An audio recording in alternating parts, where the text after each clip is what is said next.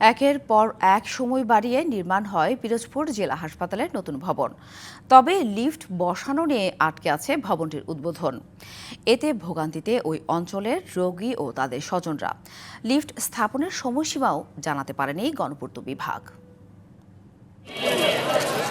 ১০০ শয্যার পিরোজপুর জেলা হাসপাতালকে ২৫০ শয্যার করতে প্রায় ৭ বছর আগে গণপূর্ত বিভাগের অধীনে শুরু হয় ৮তলা ভবনের নির্মাণ কাজ। ২০১৮ সালের আগস্টে ১৮ মাসে কাজ শেষ করার তাগিদ দিয়ে বঙ্গ বিল্ডার্স এবং খান বিল্ডার্সকে কার্যাদেশ দেয় পিরোজপুর গণপূর্ত বিভাগ।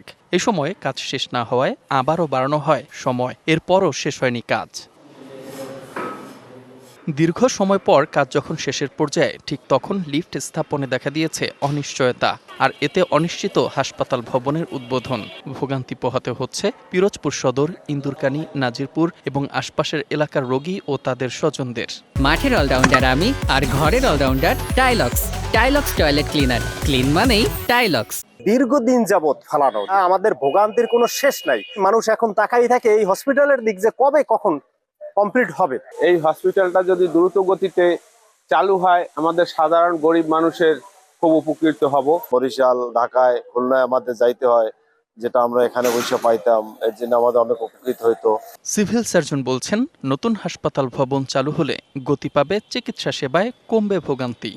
আমাকে পিডব্লিউডি এক্সএম মহোদয় জানিয়েছেন শীঘ্রই তারা লিফট সংযোজনের ব্যবস্থা করবে। লিফট সংযোজিত হলে আমরা এই হাসপাতাল বুঝে হাসপাতাল কার্যক্রম চালাতে পারবো।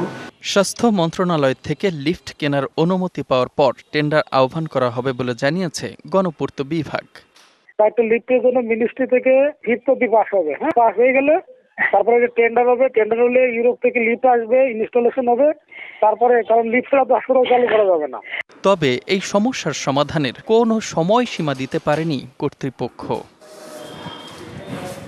DBC news desk.